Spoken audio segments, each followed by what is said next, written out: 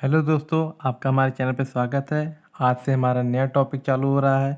Mensuration में आपका इंतजार ट्रिग्नोमेट्री का बना है।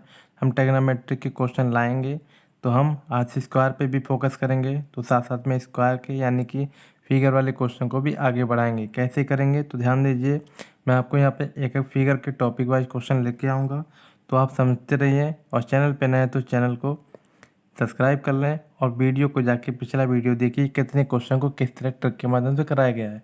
तो आज का हमारा टॉपिक क्या है? स्क्वायर है। स्क्वायर को कैसे करते हैं पहले इसके बारे में जानेंगे। स्क्वायर क्या होता है तो ध्यान दीजिए, स्क्वायर क्या होता है। हिंदी में इसको क्या कहते हैं? हिंदी में इसको वर्ग कहते हैं। हिंदी में क्या कहते हैं? वर्ग कहते हैं। और इसका तरीका क्या है, इसका गुण क्या है, इसके बारे में हम जानेंगे। स्क्वायर क्या होता है पहले ही जाने। मान लो मैं इसका नाम दे देता हूँ ABCD। एक फिगर देख रहे होंगे, एक चित्र देख रहे होंगे, क्या है? एक वर्ग होता है स्क्वायर। तो इसका मतलब क्या होता है ध्यान दीजिए, जब भी वर्ग और स्क्वायर की बात होगी तो यहाँ पे क्या होगा, यानी कि चारों भुजा आपस में बराबर होंगी। यानी कि मैं कह सकता हूँ AB बराबर BC, BC बराबर CD और CD बराबर AD। तो चारों भुजा आपस में बराबर है, तो और क्या बराबर हो सकता है? यानी कि यहाँ पे जो भी कोण बन रहा है, यहाँ पे जो कोण बन रहा है वो आपस में बराबर होंगे और क्या होंगे, 90 डिग्री के होंगे। यानी कि मैं सीधे कह सकता हूँ एंगल A बराबर एंगल B बराबर एंगल C बराबर एंगल D बराबर कितना होगा, 90 डिग्री होगा, यानी कि 90 अंश होगा। इसको और क्या समझते हैं इसमें, ध्यान दीजिए। इसमें बिकड़ बनते हैं, तो बिकड़ क्या होंगे, दोनों कोनों को जोड़ देंगे। इस लाइन को क्या कहते हैं? बिकड़ कहते हैं। यानी कि वर्ग के पास कितने बिकड़ होते हैं? 2 बिकड़ होते हैं। 2 बिकड़ होते हैं, ठीक है। बिकड़ जो होते हैं वो आपस में बराबर होते हैं। यानी कि मैं सीधे कह सकता हूँ AC बराबर BD। यानी AC बिकड़ है और दूसरा क्या है, BD है, तो दोनों आपस में क्या होंगे, बराबर होंगे। दोनों तो बराबर होंगे ही, साथ में क्या होंगे, जहाँ पे एक दूसरे को ये छुएंगे काटेंगे वो कोण क्या बनाएंगे, वो भी 90 अंश बनाएंगे। यानी कि ये भी 90 अंश होगा, ये भी 90 अंश होगा, ये भी और ये भी। तो आपको यहाँ पे समझ में आया कि क्या क्या हो रहा है वर्ग के साथ। तो एक एक पॉइंट ध्यान से देखते हुए चलेंगे। मैं कहता हूँ कि अगर इनकी भुजाओं का मध्य बिंदु ले लूँ। मध्य बिंदु क्या होता है, यानी एक रेखा है, रेखा के मध्य बिंदु को ले लेता हूँ। तो मध्य बिंदु को भी लेने से क्या होता है, अगर इनको आपस में मिलाता हूँ तो मिलाने से क्या हमको मिलेगा, ये भी एक वर्ग मिलेगा। यानी कि सीधे कह सकता हूँ कि इनके वर्गों के जो मध्य बिंदु होते हैं इनकी भुजाओं के, इनको भी आपस में जोड़ने पे हमको क्या मिलता है, एक वर्ग मिलता है। ठीक है, बात यहाँ तक आपको समझ में आया? तो समझते हैं इसके क्षेत्रफल कैसे निकालेंगे, यानी एरिया कैसे निकालेंगे, और परिधि कैसे निकालेंगे, यानी कि इसके आपको पेरीमीटर कैसे निकालेंगे, यानी कि कैसे इसकी परिधि को निकालते हैं। तो ध्यान दीजिए, मैं सीधे सीधे पहले इसके बारे में बताता हूँ कि क्या होता है। जो साधारण क्वेश्चन होता है उसी पे बात करेंगे। अगर मैं सीधे इसकी परिधि की बात करूँ, परिधि यानी कि क्या चीज़, पेरीमीटर। पेरीमीटर की बात करूँ तो पेरीमीटर क्या होता है, पेरीमीटर क्या होता है ध्यान दीजिए। यहाँ पे पेरीमीटर का मतलब क्या होता है, इसकी जो भुजा होती हैं, यानी जो चित्र है, चित्र की जो किनारी रेखाएं होती हैं उनके सारे भुजाओं का जो योग होता है, यानी कि sum of all the sides are equal to perimeter. तो यहाँ पे कितने हैं भुजा, 4 भुजा है और चारों भुजा आपस में बराबर हैं। तो इनको हम क्या मान लें, ए मान लें। यानी भुजा को हम क्या मान लें, ए मान लें। ए हो गया। तो परिध क्या होता है ध्यान दीजिए, यानी परिध क्या होता है, 4 परिध 4 गुणे साइड कह सकते हैं। यानी कि चारों भुजा आपस में बराबर है, तो 4 भुजा मैं लिख सकता हूँ।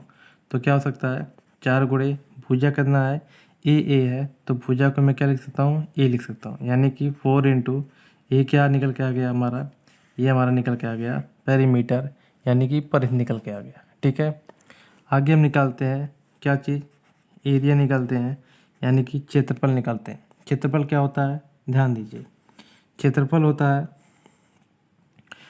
जो हमारा साइड होता है, साइड का क्या होता है, स्क्वायर होता है। Side square, area equal to side square. और साइड हमारे यहाँ पे क्या दिया है, ए दिया है, तो मैं क्या कह सकता हूँ, area equal to a square. तो यहाँ पे आपको समझ में आया एरिया किस तरह निकालते हैं। और यहाँ पे पेरीमीटर आपको समझ में आया किस तरह निकालते हैं। आगे हम देखते हैं। तो ध्यान दीजिए, आपको हमारा एरिया बताया हूँ। अब अगला क्या चीज़ है, यानी कि इसकी विकर्ण की अगर बात करूँ कि विकर्ण कैसे निकलेगा। ध्यान दीजिए, विकर्ण क्या होता है, सीधे सीधे पहले फार्मूला बताता हूँ, फिर निकालने का तरीका बताऊँगा। तो विकर्ण क्या होता है, वो होता है साइड गुणे रूट में 2 होता है। साइड गुणे रूट में 2 होता है। इससे हम क्या करते हैं, वर्ग के विकर्ण निकाल लेते हैं, यानी कि स्क्वायर ऑफ डायगोनल निकालने के लिए क्या करेंगे, साइड गुणे रूट में 2। ठीक है, ये कैसे आता है तो ध्यान दीजिए।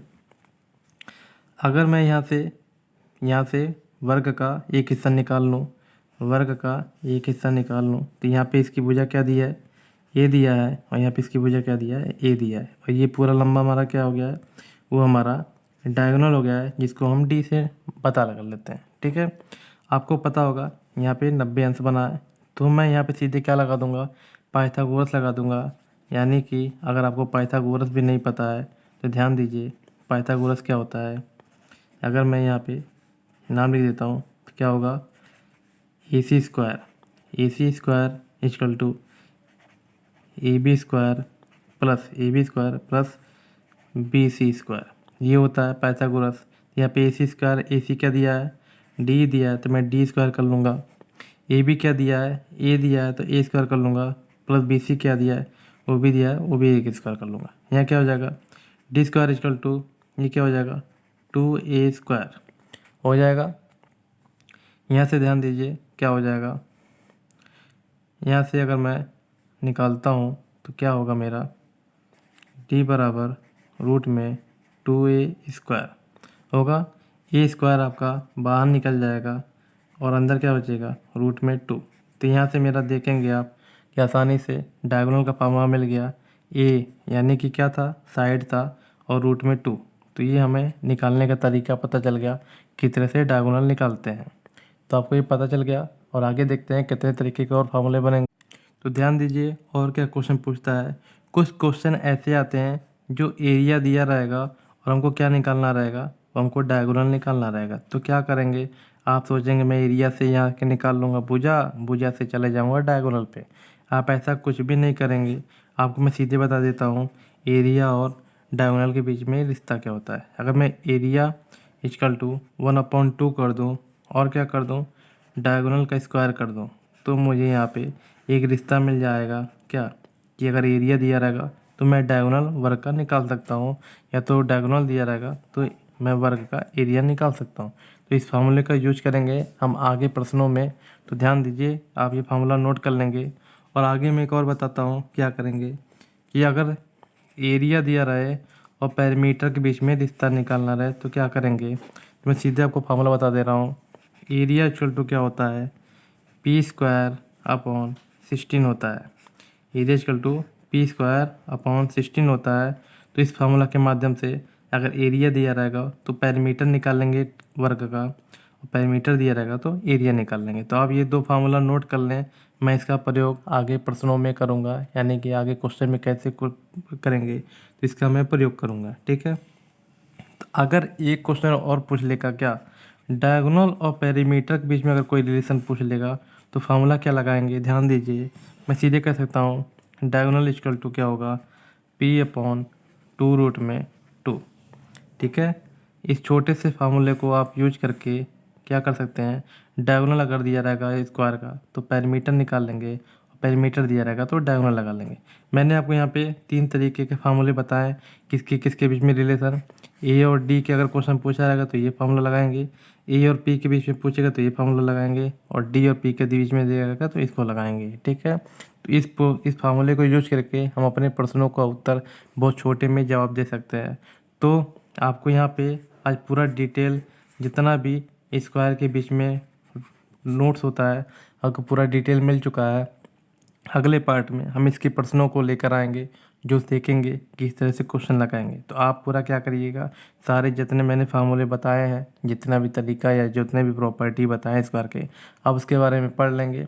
और मिलते हैं नए वीडियो में पूरे अच्छे अच्छे क्वेश्चन के साथ, बेसिक से लेके पूरे एडवांस तक स्क्वायर में कितने तरीके के क्वेश्चन बनते हैं सारे सॉल्व करेंगे। तो आपका कोई भी क्वेश्चन छूटेगा नहीं, स्क्वायर से संबंधित कोई भी क्वेश्चन आएगा तो हम उसको अच्छे तरीके से सॉल्व करेंगे। इसी तरीके से बारी बारी के सारे फिगर को हम लोग अटेम्प्ट करेंगे और सारे क्वेश्चन को करेंगे। तो मिलते हैं नए वीडियो में। Okay bye, thank you.